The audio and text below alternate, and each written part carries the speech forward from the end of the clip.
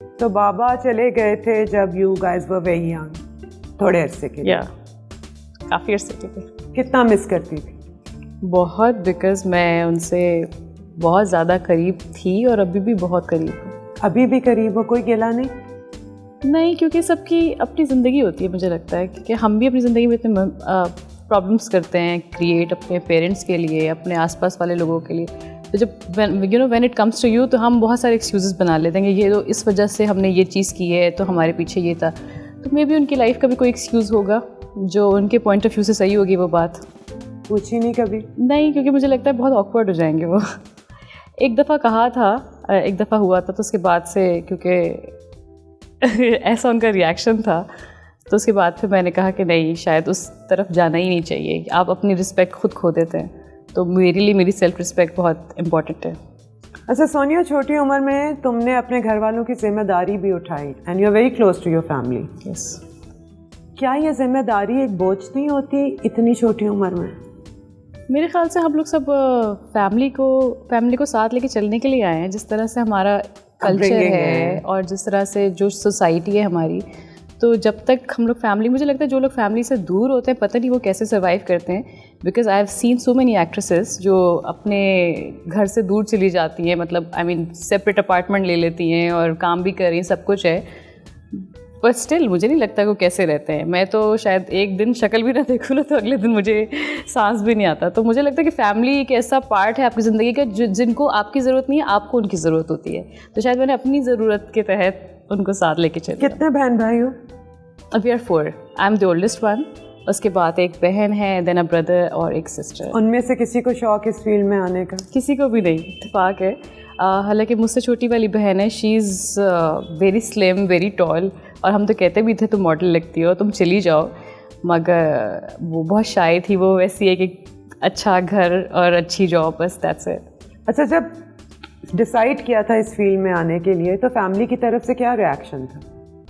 Family की तरफ से कोई ऐसा हमारे यहाँ वो वाली चीज़ नहीं है कि ये ना करो वो ना करो। इस चीज़ में मैं अपने अब्बू को बहुत अप्रिशिएट करूँगी। अब्बू से इजाज़त ली थी? ऑफ कोर्स अब्बू से, क्योंकि अम्मी अब्बू दो ही एक पिलर्स होते हैं आपकी ज़िंदगी के। तो अब्बू ने तो हमेशा ये कहा है कि जो करना है करो, तो वो उन्होंने उस तरह से छोड़ा हुआ है कि जो मर्ज़ी है उस तरह से करो। तो उन्होंने ऐसा कोई रुकावट नहीं डाली इसमें। बेटों की तरह पाला है? जी जी जी।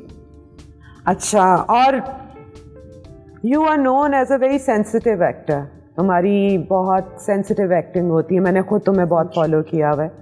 तो तुम्हें लगता है कि ज़िंदगी के ये जो स्ट्रगल्स थे, ये जो दुख देखे थे, ये जो महरूमी देखी थी बाप की तरफ से, इसकी वजह से ये सेंसिटिविटी आई है या कोई और मेथड है? ये भी है और भी बहुत सारी चीज़ें। मेरे साथ तो अगर ये भी होता है, कोई मेरा बहुत अच्छा करीबी दोस्त हो और वो मैंने उससे कोई बात की, वो किसी और से शेयर करते, मैं तो उस पर इतनी सेंसिटिव हो जाती हूँ। मतलब आई एम लाइक दैट, मैं अपना वो बहुत अटैच कर लेती हूँ लोगों से। तो शायद ये चीज़ है कि मैं रिलेशनशिप से, लोगों से, पता नहीं क्या बात है, दिस इज़ वेरी नेचुरल। मैं अगर फॉर एग्जांपल कहीं बाहर भी जाती हूँ, मैं किसी स्ट्रेंजर को जानती भी नहीं होंगी, लेकिन एकदम से आपकी वाइब्स कैच होती हैं, तो मैं उनको भी बहुत ज़्यादा रिलेट कर सकती हूँ अपने आप से। तो मेरे अंदर शायद ये ऑब्जर्वेशन और ये सेंसिटिविटी ना गॉड गिफ्टेड है, जो कि एट टाइम्स अच्छी नहीं होती, आपके लिए बहुत बुरी होती है कि तकलीफ देती है। छोटी छोटी चीज़ों पे आप रोना शुरू कर देते हैं। लेकिन मेरे करियर के लिए मुझे बहुत हेल्पफुल है ये चीज़। किन बातों पे रोना आता है? हर ही बात पे रोना आता है। फिल्में देख के भी रोती हो? बात पे रोना आता है। फिल्में देख के बहुत, फिल्में तो हर फिल्म देख के नहीं, ऑब्वियसली कम फिल्में देखी जो थोड़ी सी वैसी रिलेशनशिप से इन्वॉल्व होती हैं और कोई किसी के साथ बुरा करता है और रिलेशन में, तो मुझे बड़ी इस तरह की फिल्में बहुत टची लगती है। बाकी ये कि बहुत सारी चीज़ें अब क्या क्या डिस्कस करें। अच्छा, मैं इतना रोती हूँ कि हर चीज़ पे रोती हूँ। अच्छा, जब नई नई फील्ड में आई थी सोनिया, मुझे सच सच बताना, किसी ने तंग किया था, किसी सीनियर ने या किसी को एक्टर ने, कि लगा हो कि यार मैं नहीं हूँ तो इसका ये मतलब तो नहीं?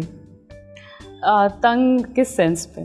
तंग तो बहुत लोग करते हैं। बहुत आई मीन अगर कोई को स्टार होगा जो पहले से काम कर रहा होगा, उसका तंग करने का यही तरीका होगा कि वो हेल्पफुल नहीं होगा या डिस्करेजिंग होगा। हाँ, नहीं, शुरू में तो देखिए ऐसा होता है, ये मुझे लगता है हर फील्ड में ही होता है, सिर्फ इस फील्ड में नहीं, कि जब आपका कोई नाम नहीं होता और ऑब्वियसली आप स्ट्रगलिंग फेज़ में होते हैं, तो जो आपसे सीनियर होते हैं वो उनको ये होता है कि ये हमारा टाइम वेस्ट कर रही हैं। तो मैं जब शुरू में आई थी तो बहरोज़ अंकल थे, तो उन्होंने कहा किसको बिठा दिया ये, इसको वापस भेजो इस तरह से। और मैं लिटरली रोना शुरू हो गई, मैं इतना रोई इसके बाद। तो मैंने कहा मुझे नहीं करनी एक्टिंग पता नहीं मैं क्यों आ गई यहाँ पे। इनफैक्ट मुझे करनी भी नहीं थी एक्टिंग, मैं तो पढ़ कुछ और रही, मेडिकल पढ़ रही थी और एक्टिंग। अच्छा, आई कैसे इस फील्ड में? मैं बेसिकली कॉलेज में थी फर्स्ट ईयर में, तो वहाँ पे कोई किसी चैनल के और जियो चैनल के ऑडिशंस हो रहे थे फॉर न्यूज़ एंकर।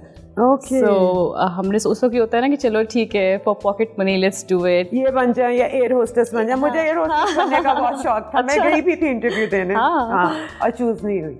मैं भी एग्जैक्टली तो उन्होंने कहा कि आप तो बहुत छोटी, उस समय वाकई बहुत ही छोटी लगती थी। तो उन्होंने कहा बहुत छोटी लगती है, लेकिन वहाँ एक कोई डायरेक्टर थे जिन्होंने सपोर्ट किया मुझे। उन्होंने कहा कि हमें ऐसा ही कैरेक्टर चाहिए अपने लिए प्ले के लिए, तो आप करेंगी? मैंने कहा नहीं, मैं तो नहीं कर सकती। तो उन्होंने बहुत इंसिस्ट करके बुलाया कि हमने किया। उसके बाद जब भैरव अंकल इस तरह के, तो वापस चली गई। That was your first play? That was my first play, हाँ। और फिर चस्का कब लगा इस काम का? आई थिंक मैंने उसके बाद किया था दरीचा, एक मेरा प्ले था। तो उसमें एक कैरेक्टर था कि जिसमें हिजाब वाली एक लड़की होती है, वो अपने घर से निकलती है, स्ट्रगल करती है। अब अब्बा जो होते हैं, अब्बा और बेटी का एक रिलेशन था, कोई अम्मी और या बहनें इसमें नहीं थी। तो जब बाप शराब पीता है तो बाप कुछ नहीं कमाता, लेकिन बेटी कमा के लाती है, तो उससे उसकी सैलरी इंक्रीज़ हो जाती है। वो कहता है कि कहाँ से लेकर आ रही हो तुम ये पैसे। तो मतलब इस तरह का सोसाइटी का वो अलमिया दिखाया था जो यूजुअली नहीं दिखा। मोहम्मद अहमद साहब का लिखा हुआ था वो कैरेक्टर। तो उसके बाद मैंने सोचा कि मैंने कहा शायद यही तो वो चीज़ है जो मैं बताना चाहती हूँ एक्चुअली, जिसके बारे में बात करना चाहती हूँ।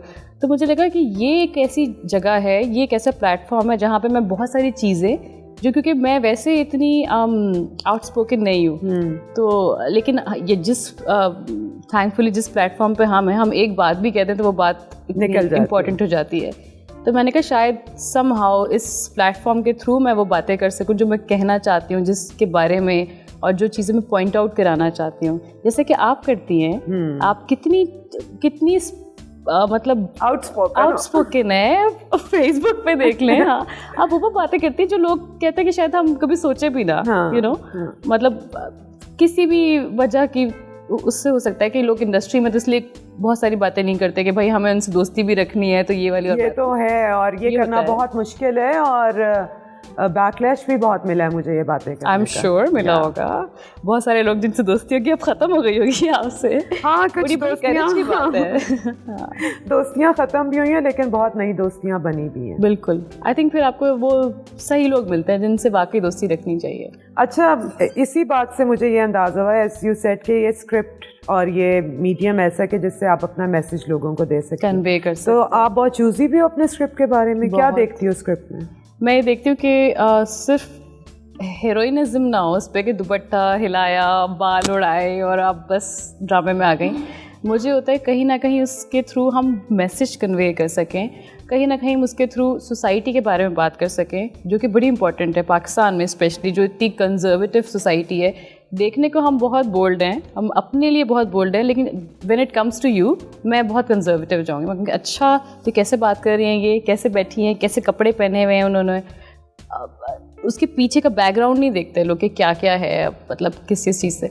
तो मैं चाहती हूँ कि मैं अपने ड्रामा के थ्रू कोई ऐसा मैसेज पहुँचा सकूँ जिसके बारे में कोई बात नहीं करता। जैसे कि ऐसी तन्हाई एक प्ले था मेरा, तो उसमें एक लड़की होती है जो अपने बॉयफ्रेंड से, यूजुअली हमारे ऐसा होता है कि when you are in love तो हर कोई आपको कहते हैं ना कि वो मोहब्बत और प्यार में सब चीज़ें जायज़ लगती हैं, तो वो अपनी पिक्चर्स शेयर करती है। उसको ये होता है कि भाई तो से कल शादी हो ही जाएगी, तो अपनी कुछ नेकेड पिक्चर्स शेयर करती है उसके साथ, and then it goes viral. तो ये एक बहुत बड़ा अभी सोशल मीडिया का कर्स है हमारे पास, तो जिसको डिस्कस करना बड़ा ज़रूरी था। तो उस ड्रामे के थ्रू मैंने ये किया। फिर एक मैंने ड्रामा किया था नाज़ो, जिसमें स्पेशल चाइल्ड का कैरेक्टर था। तो उसमें जैसे लड़के तो चलो ठीक है फिर भी वो संभल जाते हैं, लेकिन औरतों के अपने इतने मसाइल होते हैं, उनकी नेचुरली इतनी चीज़ें होती हैं जो संभालना होता है, मंथली हो गई या फिर कोई भी पीरियड्स हो गए उनके, अपनी इज्जत को थोड़ा पीरियड्स हो गए, फिर उस बच्ची का रेप हो जाता है, वो प्रेग्नेंट हो जाती है, उसको पता नहीं होता कि मैं प्रेग्नेंट हूँ। तो ये सारी चीज़ें उस ड्रामे में हमने डिस्कस की थी कि कितना मुश्किल होता है। हमें तो ये लगता है ना कि हमारी ज़िंदगी में इतनी मुश्किलात हैं, मगर ऐसे लोग और उनके साथ जो लोग होते हैं, उनकी फैमिली वाले, वो किस मुश्किलात से गुजर रहे होते हैं, तो वो हम समझ नहीं पाते। सोनिया, मैंने नोट किया था जिन दिनों ज़ैनब मर्डर केस चल रहा था उस वक्त तुम भी बहुत एक्टिव थी फेसबुक पे, and you were very disturbed. I was.